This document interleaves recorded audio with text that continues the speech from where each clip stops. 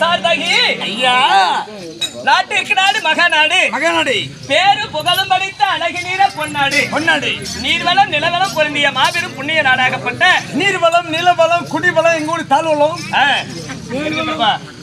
அப்படி புண்ணிய நாடாக விளங்கக்கூடிய சரி என்ன ஒரு புண்ணிய சத்திரம் இது? இது புழுதி விட்டு உழவு வலசு வளவு அழைச்சு விடுவா ஆமா மற்றும் சேர்வாய்ப்பட்டு சரி ஊர் பொதுமக்கள் ஆமா அனைவரும் ஒன்று கூடி கோவில் இல்லாத ஊரில குடியிருக்க கூடாதா? ஆமாங்க அப்படி கோவில் என்று ஒன்று இருந்தால் அதை பூட்டி வைக்க கூடாது. அப்பதான் திருட வந்தாலும் இதுல எத்தனையோ நாள் போயிருக்கலாம் வந்திருக்கலாம். நான் உண்மையிலே கனவு தான் நினைச்சிருந்தேன். ஏங்க அப்படிதானே இருந்துச்சு.